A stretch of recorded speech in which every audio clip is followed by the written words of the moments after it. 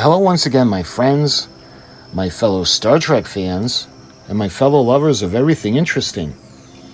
I'd like to welcome you to another video, and this video, I hope you're going to have as much fun watching as I do videotaping it. I was recently looking for something, so I was going through boxes that I haven't gone through in a very long time. Matter of fact, boxes that I forgot existed. And I came across something that I had gotten in the mid to late 1980s. You may or may not know what FASA is, but they had miniature starships that were actually part of a game. And what I'm going to do is I'm going to show you a package that I had gotten. Originally, I had ordered 3 of the ships. I had ordered, I believe it was the refit, the original NCC 1701, and the USS Excelsior.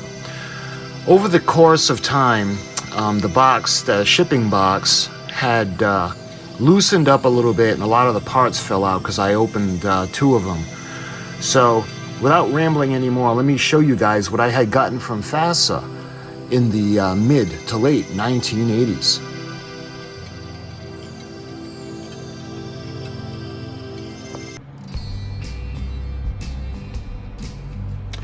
Okay, because this has to do with Star Trek, the original series, we've got the lovely USS Enterprise NCC 1701.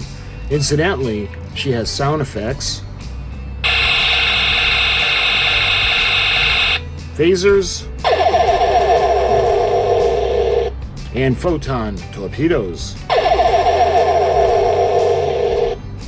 So let's put her aside. I just wanted to get her into the video because it involves her. Let's put a little bit better lighting. So I present to you the actual shipping box that I had gotten back in, I want to say 87. I think it was 87 that I got this. I'm not quite sure. But let's take a look. This is the actual shipping box, and over time, a lot of the pieces are missing. I did leave one of them unopened though, but I want to show you, this is basically the base that comes with all the miniature starships. You know, if you want, you can relate it to today, like the Micro Machines type of ship. However, these are made of pewter. And I actually had made the Enterprise, and because it was pewter, I had it on the dashboard of my car, and because it was the summertime and the sun was hot, it melted it down and didn't work very well. But it is pewter, pewter or lead. I want to say pewter. But anyway, this is what the base looks like for all the ships. And it rests right on that little pin. So let's take a look. You can see I've still got the background on what this looked like. So what these looked like, they came much like a Matchbox car. You got the cardboard backing, and then you have the vacuum sealed clear plastic bubble that's on it that has the parts. And you can see this is FASA, and I'm not sure if they still do this anymore. I will look it up if they do or not. This would have been 2517, which would have been the USS Excelsior. You can see her in the background as she chases the Enterprise in Star Trek III, The Search for Spock. And this is the Star Trek Starship Miniatures. When you look at the back, it shows the stock number 2517 and the ISBN number of 0425-06642-8. This is USS Excelsior, and it shows some information on the back, as it does with all of the ships. She's a battleship. She's 467 meters long. She's 187 meters wide, and she's 78 meters high. Her total weight is 220,000 metric tons. You can see the starboard side view. You can see the top view and you can see the head-on view. She has a crew of 810, and she's got a cruising warp speed of warp 12, which we know now that the trans warp didn't work, so the fastest you can go is warp 10. The weapons, you can see the 11 phasers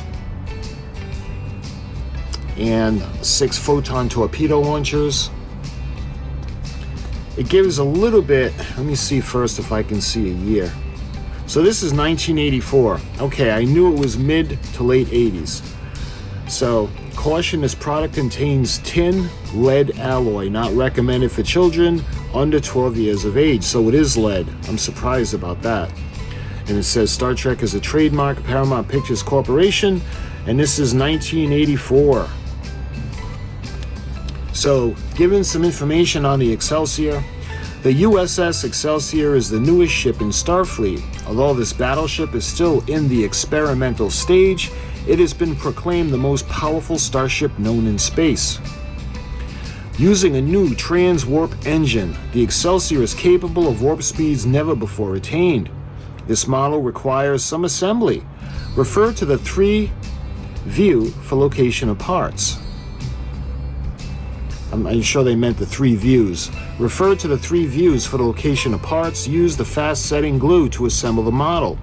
All miniature starships in the FASA Star Trek line are designed to be used with Star Trek 3 Starship Combat Game, available at Better Game and Hobby Shops, and that's the game that I was referring to. And I never did get the game. But that was the packaging for the Excelsior. Now when it comes to the Excelsior, I do have most of the pieces of her. So let me just take them out and then I'll show them to you.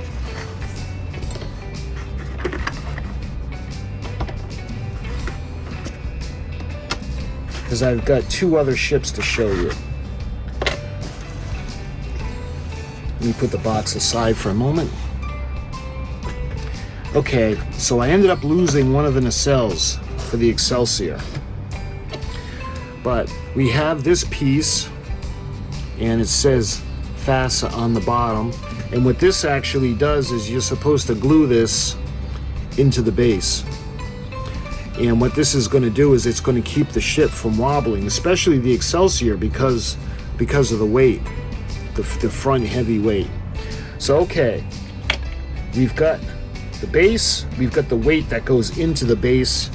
There was the sponge that was in there to keep everything from being knocked around too badly.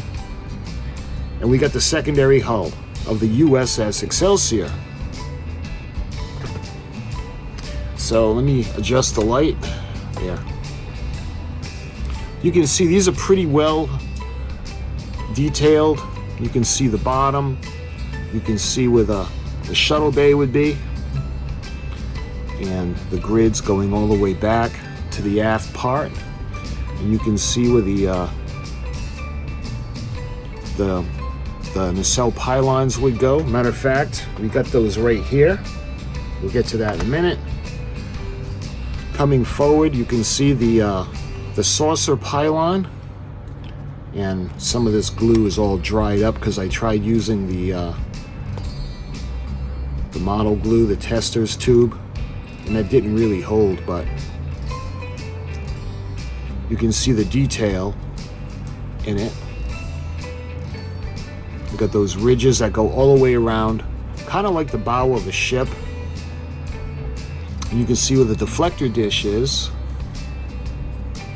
Kind of looks like a Klingon bird of prey. So that's the secondary hull. So then we have the nacelle pylons, and this goes right on like that. Let me make sure. I don't think it makes a difference which way it's facing, because there's a pin on the secondary hull to guide the part into place. And then lastly, we would put on the nacelles. You can see the little pins that would go onto it. Sadly, I don't have the other nacelle. I looked frantically for it, But let me show you the problem that I'm having. Over time, this is what was holding the box together, and over time the sections loosened up along the side, and what ended up happening was the pieces eventually fell out. So I ended up losing the nacelle, and I don't think they make these anymore. Like I said, now they have the micro machines. They have the Eagle Moss, the little ships. So I don't know if this is still an entity or if they still make them. I'll check, but I don't know. So that was the secondary hull of the Excelsior, the nacelle pylons, and the nacelle. Now that brings us to the primary hull. You can see the indentation where the secondary hull would be glued into place. Just like that. So you can see the grid lines and the sensor dome. And looking at the top, you can see the bridge area. We've got the impulse crystals. Excuse me, we got one impulse crystal. The Enterprise NCC 1701B has 2 of the crystals. That's right. And in the back, you can see the impulse engines. So that's the primary hull. It would go on to the secondary hull. The pylons would go on. And then the cells would go on that. Like I said, sadly, I'm missing one, but I can still show you how it fits onto the base. It goes in just like that. This might be a different base. This might be for the Enterprise A or the refit. So the base basically is the same thing as this, but this section would have been a little bit wider because this is a little heavier than the other ships. All right, so that was the Excelsior, and that was the packaging that the Excelsior came in. So let's put that aside for a moment. The next ship I want to show you, I don't have the backing anymore. Let me get the pieces out first. All right, so see what I was telling you guys about the openings at the bottom. Over the course of time, everything kind of jiggled around and fell out, and I wasn't able to find it. So I got a couple of things to show you, but first I want to show you the Enterprise refit. This is the NCC 1701 as seen in Star Trek The Motion Picture. You can see that beautiful primary hull. You can see all the grid lines with the sensor dome right in the center. And you come around to the impulse engines, and you can see the bridge and the grid lines on top. And then the secondary hull, you would see the deflector dish. Looking at the side, you can see the saucer pylon. You can see where the photon torpedo launcher would be. And at the aft end, you can see the shuttle bay. And you can see the strong bag. This was one of the, well, actually, this is the one I had in my car. And the heat really made it warp. You can see it's easy to manipulate to begin with, but when the heat hit it, it really went down. So that gets glued into place like that, and unfortunately, like the Excelsior, I'm missing a nacelle. So we don't have a nacelle. You can see how this is going to slide into place, just like that. Let me see if I can hang on to it. And then ultimately, this would go on. And this is the one that was in my car, and it had drooped down and it heated up, and the glue just wouldn't hold it. So ultimately I put it back into the box. So that was the refit.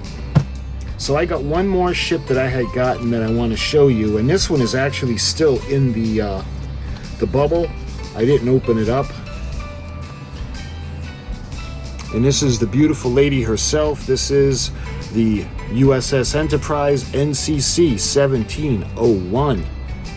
And according to FASA, they call it the old USS Enterprise. And this is 2505.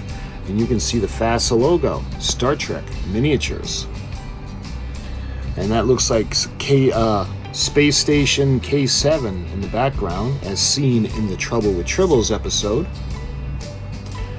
And you can see the bubble and the foam that keeps everything in place. And even in here, you can see the nacelle pylon that's kind of easily warped and has to be straightened out to build the ship. We have the base. We got each nacelle. The nacelle pylons are attached. We got the saucer section and the secondary hull. On the back, you can see that the number 2505, the old USS Enterprise. The ISBN number is 0425069346. You can see the illustration of the beautiful Starship Enterprise. Enter the final frontier. So it gives some information. Again, this is Star Trek, the role-playing game. Space battles come to life with these highly detailed 1/3900 scale starships from FASA. Take command of a Federation starship, a Klingon battlecruiser, a Romulan bird of prey, and any other ship models available, and give your names that add dimension to realism. All ships are designed for use with the Starship Combat Hex grid, but may be used in any manner you desire. Start now and collect them all. You can see the illustration of the Starship Enterprise when we have the top view, we have the port view, and we've got the head-on view. And this is from FASA Corporation, P.O. Box 6930, Chicago, Illinois 60680. And this one is from 1983. Star Trek is a Paramount Pictures Corporation. This is 1983. If I recall, this was the first one to come out for the game. They actually had the Enterprise first, and then they had moved on from the original. So that is the original FASA USS Enterprise, the old Enterprise. So what came in the box, the last thing that I have in the box anyway, is actually an insert that shows all of the ships that were available at the time, as well as the game. So this is Star Trek, the Starship Combat Game. So this is the game itself. 2 separate games are included in this set. Each shows a different facet of Starship Commander in battle. Starship Tactics is a game of combat between commanders using a starfield map and plane counters. The players combat individual ships or fleets, command and control a role-playing starship bridge crew. Players direct the ship through battle using individual consoles for communication, engineering, navigation, science officer, and helmsman. Each player plays a crew member, the single ship against the game master. Now keep in mind, this is back in 1984, so there were no virtual reality, no video games. I think the video game we had was Asteroids and Missile Command and Space Invaders, Galaxian, those type of games. We didn't have what they have now with the Star Trek games for the computer. And that would have been $12 for the combat game. That doesn't come with any of the ships, that's just the board. So now we take a look at the Star Trek miniatures. FASA also produces the first official line of Star Trek, Star Trek II, and Star Trek III miniature figures. Of course, Star Trek III being the newest feature film at the time, and that was 1984. Star Trek ships. The starships are designed to be used with number 2006 Starship Combat Game. All miniatures make great playing pieces or collector's pieces. And each one is $4. Was $4 at the time. And we've got the USS Enterprise New, which will be the refit. That's 2501. 2502 is the USS Reliant. 2503 is the Klingon D7 battlecruiser. 2504 is the Romulan Bird of Prey, the cruiser. 2505 is the USS Enterprise, old. 2506 is Regular 1, Space Laboratory. 2507 is the USS Larson, destroyer. 2508 is the Klingon D10 heavy cruiser. 2509 is the Klingon D18 cruiser. 2510 is the Klingon K-23 escort. 2511 is the Gorn, the cruiser, the MA-12. 2512 would be the Orion blockade runner. 2513 is the Klingon L9 frigate. 2514 is the USS Lochner, which is a frigate. 2515 is the Romulan Wing Defender, the heavy cruiser. 2516 is the USS Chandley, which is a frigate. 2517 is the Excelsior. 2518 is the Klingon L-42 Bird of Prey. 2519 is the USS Grissom, the research vessel. 2520 is the Deep Space Freighter. So at the time, these were all that were available. So you can see the different parts of the game that they offered separately, like the Klingons, a source book and character generation system. The set provides all the information necessary to play a Klingon character in the Star Trek universe. The basic rule book gives you detailed account of Klingon and their histories, the culture and the social structure, everything you ever wanted to know about Klingons but were afraid to ask. And that's $15. And that would be 2002, the stock number. And incidentally, this is the order form, so you just check off what you want, and I'll get to that in a minute. So that's the Klingons, and they had this for several different character roles. So the next one would be the trader captains and merchant princes, stock number 2203. This 56-page, 8.5 by 11-inch rule supplement provides players with the rules and charts needed for generating various traders, merchants, con men, and rogues. It also includes detailed rules for trading commodities, playing the stock market, procuring a bank loan, and starship operations economics, and that's $6. And as you can probably tell by the description, it's not as exciting as being a Klingon. That way there, well, as a result, it's only $6. So the next one is the Ship Construction Manual, which is 2204. This 56-page, 8.5, 11-inch rule supplement tells you everything you need to know to design, build, and arm your own starship. It gives information on how to rate them in combat. It contains full explanations of ship design, limitations, and all the construction costs, procedures, and schedules. And that's $6, and that would be one that I'd be interested in. So then it goes into the Star Trek Adventures.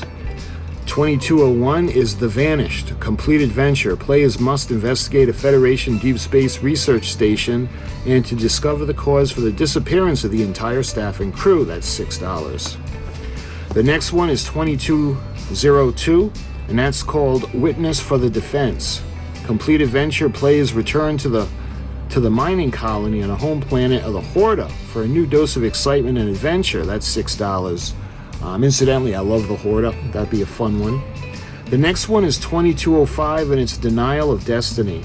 Complete adventure. Players must ignore the prime directive of non-interference in order to save the inhabitants of a doomed planet, and that's $6.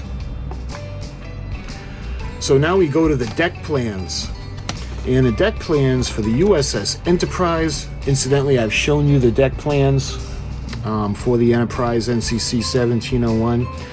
But according to this, these deck plans have been specifically designed for use with 15mm miniature figures or cardboard counters. This detailed set consists of 9 double-sided 22 by 33-inch sheets that display every interior aspect of the Enterprise.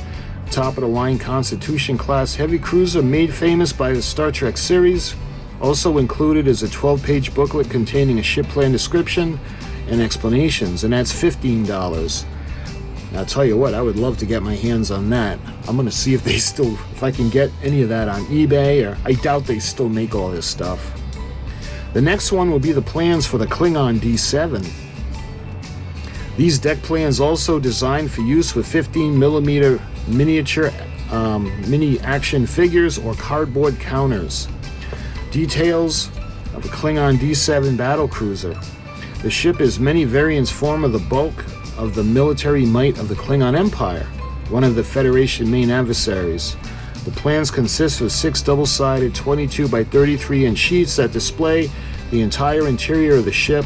Also included is a 12-page book containing the ship descriptions and explanations.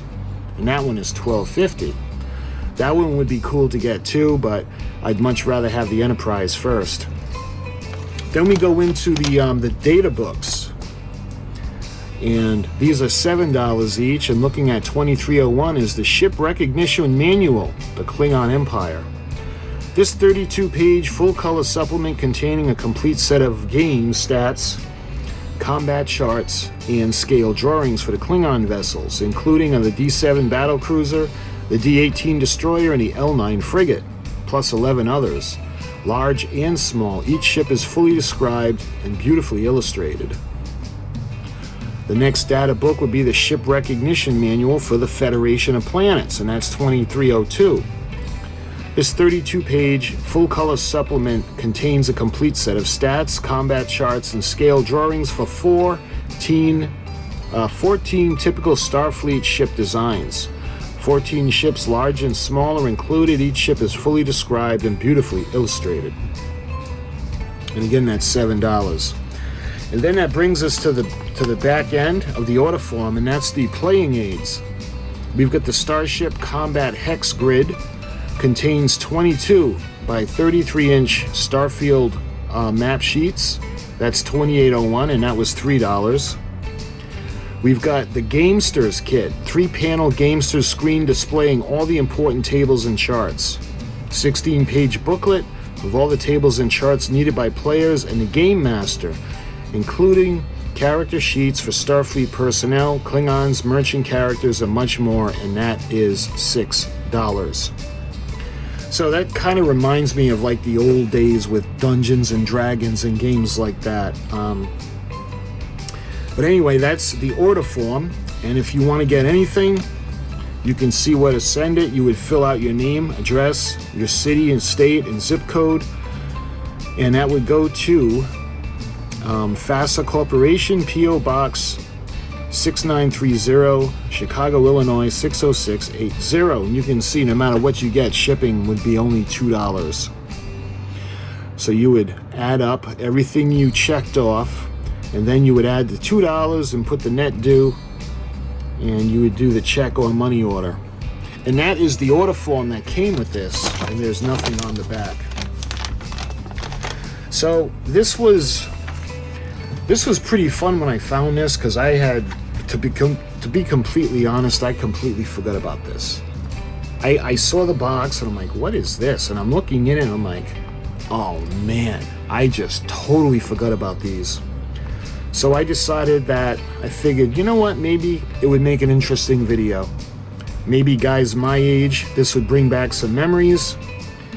Maybe to younger generation, you would see this and say, oh, this is probably the birth point of the micro machines. Of course, this was tin and lead, and the micro machines are plastic.